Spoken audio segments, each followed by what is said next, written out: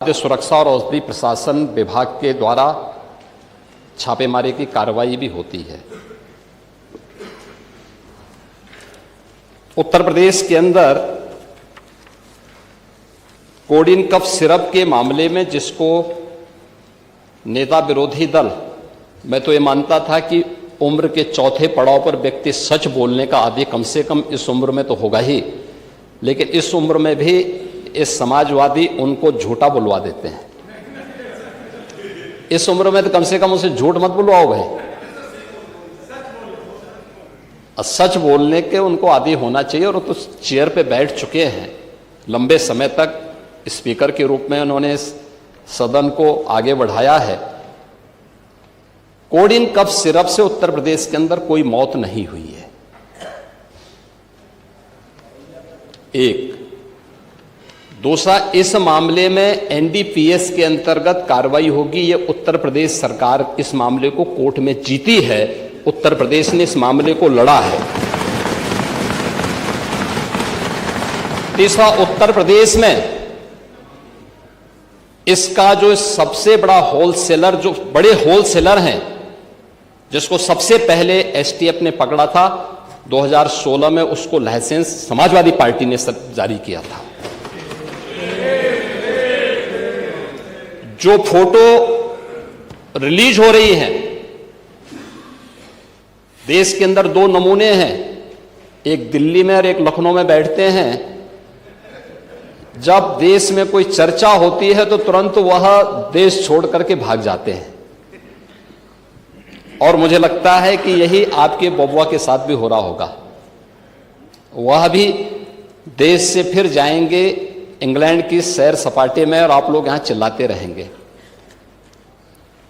महोदय, coding cough syrup का मुद्दा जो इन्होंने उठाया है, मुद्दा था नकली दवाओं के सेवन के कारण होने वाली मौतों का। और उसके बारे में हमने पहले ही बताया है कि नकली दवा के कारण होने वाले मौत के प्रकरण की कोई भी बात अभी तक शासन के संज्ञान में नहीं आई है। और समय समय पर एफएसडीए विभाग इसको लेकर के छापेमारी करती है, कार्रवाई करती है। कंपनियों में भी इस प्रकार की कार्रवाई होती है। यूपी के अंदर कोडिन कफ सिरप, इसके केवल स्टॉकिस्ट हैं, होलसेलर है। इसका यहां पे प्रोडक्शन नहीं होता है।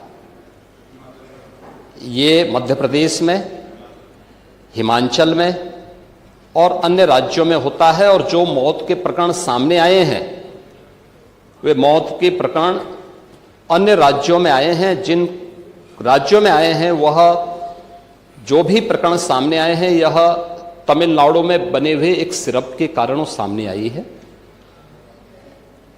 ये पूरा प्रकरण इलीगल, यानी इसमें एडिटेशन का भी नहीं है, यह इलीगल डाइवर्जन का है। इस डाइवर्जन के माध्यम से इन होलसेलर ने, जिसमें सहारनपुर का भी है, गाजियाबाद का भी है, वाराणसी का भी है, लखनऊ का भी है और कानपुर का भी है, इन लोगों ने इसको उन देशों में पहुंचाया है, उन राज्यों में पहुंचाया है जहां मद्य निषेध है, लेकिन वहां पे नशे के आदी लोगों को इसको लेने की एक आदत सी है, तो वहां पर उसका दुरुपयोग किया गया है। जबकि बिना चिकित्सीय परामर्श के इसका सेवन नहीं हो सकता, खासतौर पर बच्चों के लिए। एडल्ट भी चिकित्सीय परामर्श से ही इसका सेवन करता है। कौन ऐसा व्यक्ति है जिसने कफ सिरप नहीं लिया? खांसी होती है, हर व्यक्ति लेता है, लेकिन चिकित्सीय परामर्श से उसमें लिखा जाता है। क्योंकि पढ़ाई लिखाई से आप लोगों का कोई वास्ता है नहीं, इसलिए आप लोग हमेशा इस प्रकार की बातें करते हैं। अब बात पहले अब सुन लीजिए ना, आपने पूरी बात बोली तो हम लोगों ने आपकी बात सुनी, आप लोग चिल्लाते रहे तब भी हम आपकी बात सुनते रहे। अब कम से कम हमारी बात तो सुन लें। ये कार्रवाई सरकार ने की है और सरकार ने इसके लिए 79 अभियोग अब तक दर्ज किए हैं। इसमें 225 अभियुक्तों को इसमें नामजद किया है। 78 अभियुक्त अब तक गिरफ्तार हुए हैं।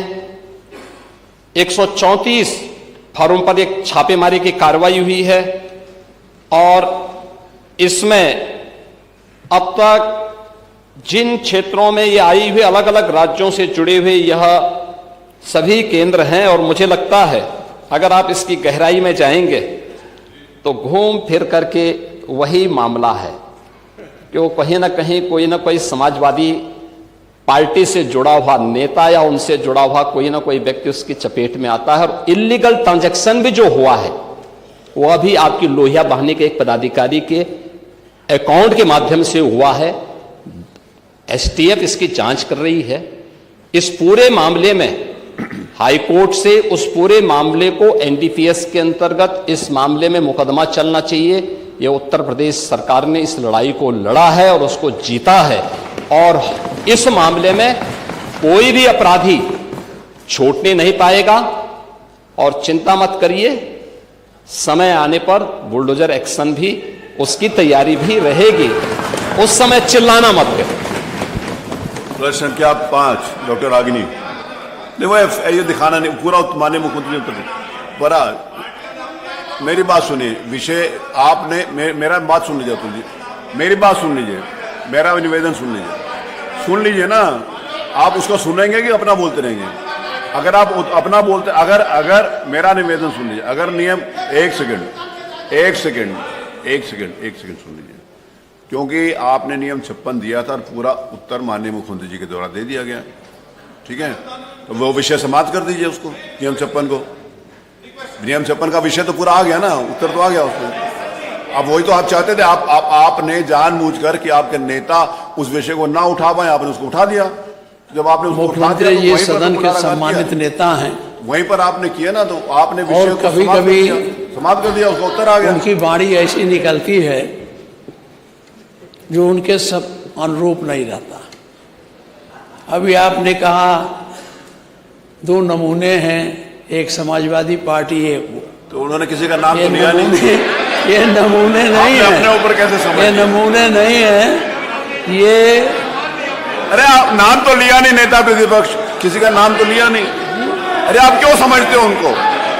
देखिए मैं माननीय अध्यक्ष जी, किसी का नाम नहीं लिया, नहीं किसी का नाम मुख्यमंत्री लिया। आप समझते रहिए, किसी का नाम नहीं लिया। देखिए जो विषय सामने आया था, जिसको घुमा फिरा के उत्तर प्रदेश की जनता को इस मंच के माध्यम से गुमराह किया जा रहा है। मान्यवर, बार बार ये कहा जा रहा है कि मौतें हुई और हम कई बार इस बात को वो कर चुके। माननीय मुख्यमंत्री जी ने जितनी बड़ी कार्रवाई बड़े बड़े लोगों के खिलाफ की, अभी आपके सामने मान्यवर बताया भी। और इस सिर्फ से उन मौतों का कोई मतलब नहीं है मान्यवर।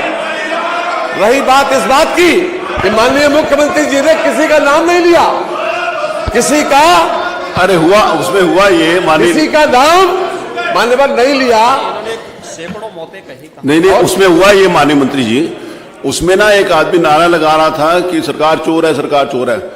तो उसने थानेदार ने कहा कि भाई क्यों बोल रहे हो इसका? तो उसने कहा मैंने नाम तो लिया नहीं। तो उसने कहा मुझे पता तो है, तो नाम तो लिया नहीं, आप क्यों बोल रहे हो? उन्होंने कही अरे पार्टी का, अरे कोई नमूना नहीं है। डॉक्टर रागिनी, ये अपने आप बैठिए।